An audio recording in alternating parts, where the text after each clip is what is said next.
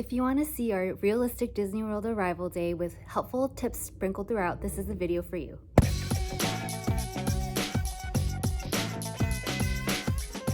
Hi and welcome to Moms Make It Magical. My name is Susan and I share tips and insights on doing travel to Disney and beyond with neurodivergent kids. If you're new here, don't forget to subscribe so you don't miss my latest videos. In this video, I'm going to share with you what our arrival day, our travel day to Disney World looked like during our visit in April 2025. This can give you some ideas of what you can do on your own arrival day to start off your Disney World vacation on the right foot. Welcome to our travel day to Disney World. We're at the airport getting ready to go to Orlando today. We had a late morning flight out of the Detroit airport, and this is my favorite time to fly because the kids don't have to wake up super early, and it also gets us to our destination at a reasonable time so that we have time to unpack, get settled, and not feel like we are just heading straight to bed right away. Even though we have an earlier flight, one thing that I recommend avoiding on travel day is hitting the theme parks, especially with neurodivergent kids. You're already tired and possibly overstimulated from all the demands of travel, the airport crowds, TSA, sitting still for long periods. It's a lot. So instead, treat your arrival day as a transition time. And here we are arriving at Orlando International Airport. Of course, we get to take a moment for the iconic airport carpet and our first monorail ride of the trip, aka the airport terminal shuttle.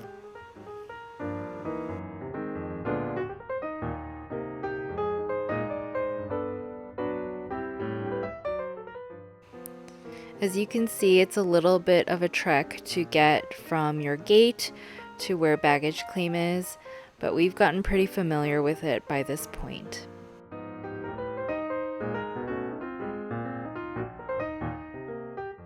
If you know me at all, you know that I'm pretty frugal and I will find ways to save money if possible, but the one thing that I will always splurge on when we go to Orlando is booking a private transfer to our hotel.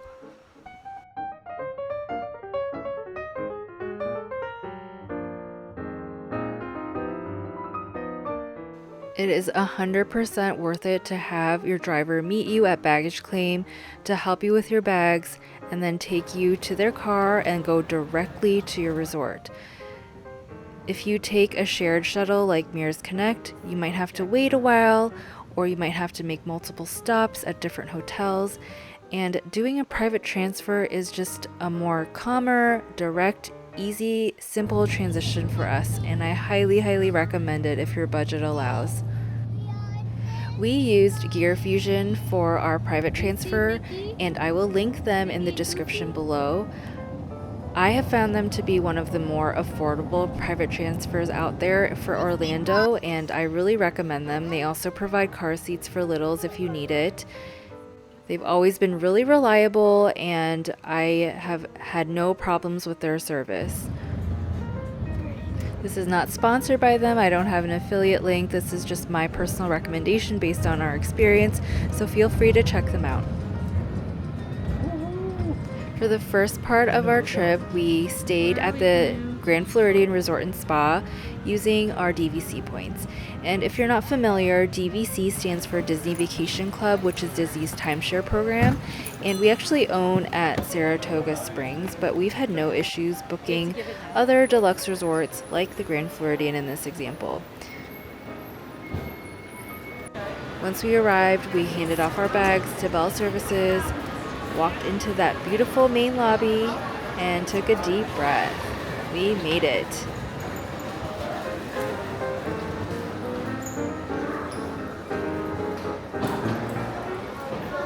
Taking the time to explore our Disney resort is always one of my favorite things to do on our travel day. It helps us kind of gather our bearings, become familiar with our surroundings, and enjoy the amenities that we're paying for. It was actually almost Easter when we were there, so the Easter egg displays were set up in the lobby. The Grand Floridian in particular always does such an amazing job for these special displays for holidays. Like they have the life-size gingerbread house, for example, around Christmas time, and it's beautiful. Because we had arrived before our room was ready, it gave us that extra margin, that extra time to enjoy the details here. We also grabbed some Easter treats from the Grand Cottage kiosk. We got some colorful macaroons and other themed goodies. And we just took our sweet time roaming that first floor, finding lots of fun Disney theming like Chip and Mrs. Potts on the floor here. We also went to a gift shop to buy a magic band for my oldest. And yeah, we just took in all the details. It was a lot of fun to do that. While we visited the Grand Floridian before for dining reservations, it was our first time actually staying here. So it was really helpful to be able to get ourselves oriented, get familiar with the maps, and see where everything was. If you prefer, you can also find maps for your resorts on the My Disney Experience app. Just outside the first floor entrance, there is this carriage and this vintage car, and my youngest, who loves all things with wheels, really enjoyed exploring this. It's so easy to kind of rush past all these details, but having that extra time just allowed us to soak in all the Disney theming. And here's a moment for those Cinderella stairs that you often see in the Disney commercials. I just love it. After exploring the first floor, we took the elevator up to the second floor, and this is where you can find more restaurants. You can find the Enchanted Rose Lounge.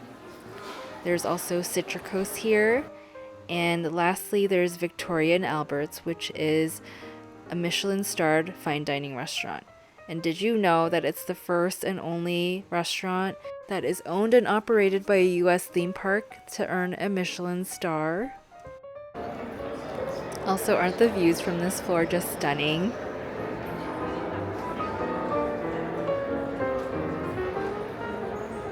We also peeked at the Bippity Boppity Boutique location, which hasn't reopened since the pandemic, but fingers crossed that it returns soon. Also up on the second floor, you can find Basin White, which is basically like Disney's version of Lush. It has soaps, bath bombs, candles, and unique souvenirs, and they're all Disney themed, of course. While we were up here, the pianist came out to play, so we stopped and enjoyed the music.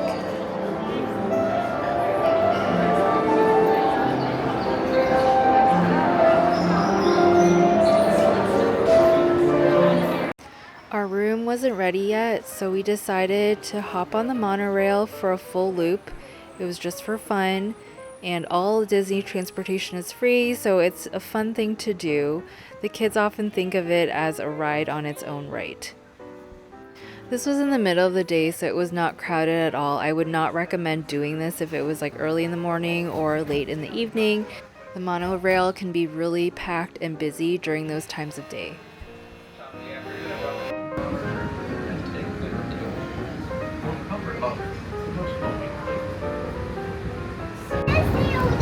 That's a castle.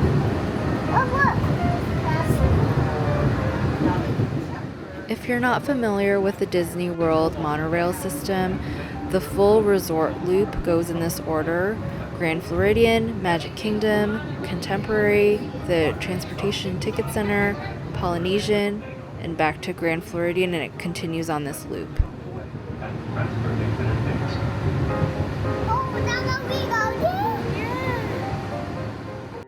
There's actually even a walking path from the Grand Floridian to Magic Kingdom. We didn't end up using it, but this is a good thing to note if you are staying here. Castle! Oh, but there's a castle!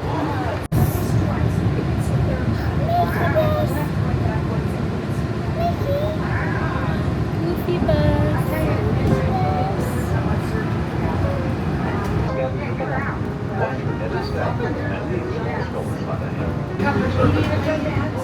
It takes about 15-20 minutes to complete that full circuit, and by the time we got back to Grand Floridian, we got a text message that our room was ready. Our room was in the big Pine Key building, which houses DVC rooms at the Grand Floridian. It was in a pretty good location, close to the main building and also near two of the pools, including the main pool with the slide and splash pad.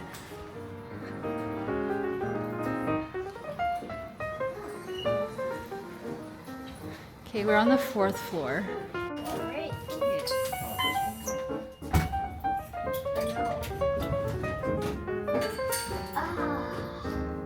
Fancy light up in the top too. The room category we booked was a resort studio at the Grand Floridian, which means that it is a DVC studio. There is another category called Deluxe Studio at the Grand Floridian, and that means that it is in the original DVC building at the Grand Floridian. So it's a little bit separate and further away from the main building, but you can't go wrong either way. Let's take a quick look at the room together. It does have the double vanities in the bathroom, and there's also a sliding door that separates the toilet and the shower and bathtub combo.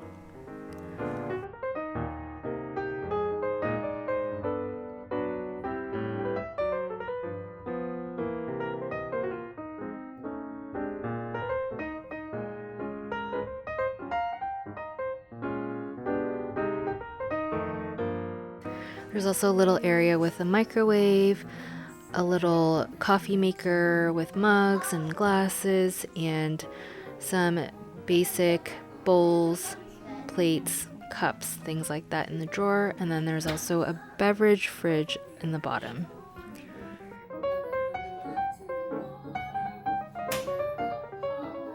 Because our room was on the 4th floor, we got to have these vaulted ceilings, and it made the room feel a little bit bigger.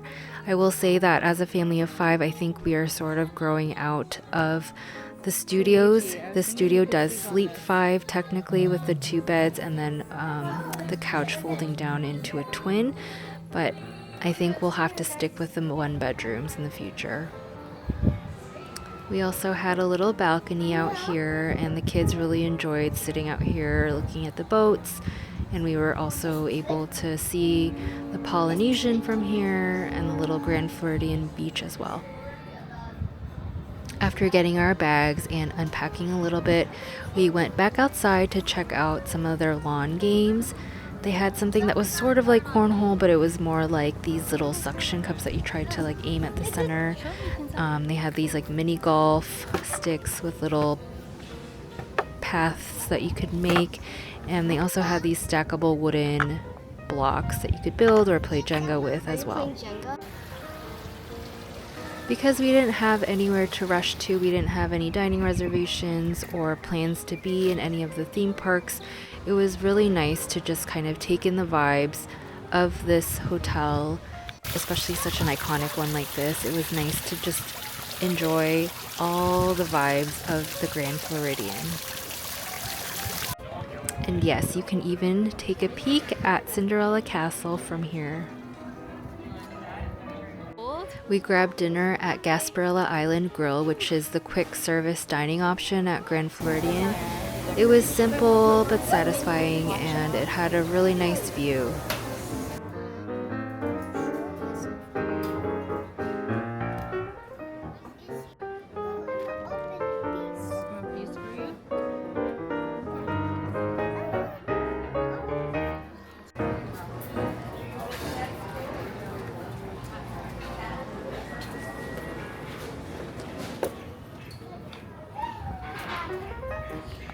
And of course, the kids were overjoyed to run into a few of the Disney ducks after we had dinner. It's always fun to spot them around.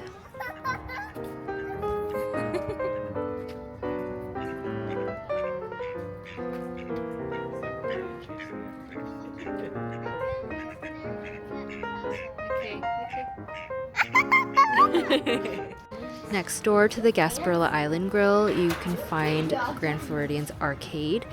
It is actually quite small compared to the arcades in some of the other hotels, but you know, games are games, and the kids found a couple things that they wanted to do, and While they were doing that, I treated myself to a few minutes in the massage chair that was here, and it was worth every penny, especially after that travel day.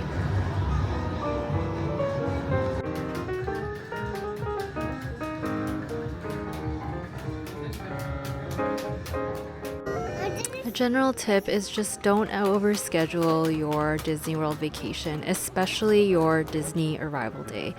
Leave room in your schedule to just enjoy being there, finding little pockets of magic, being able to slow it down, and letting your kids linger at things that draw them in.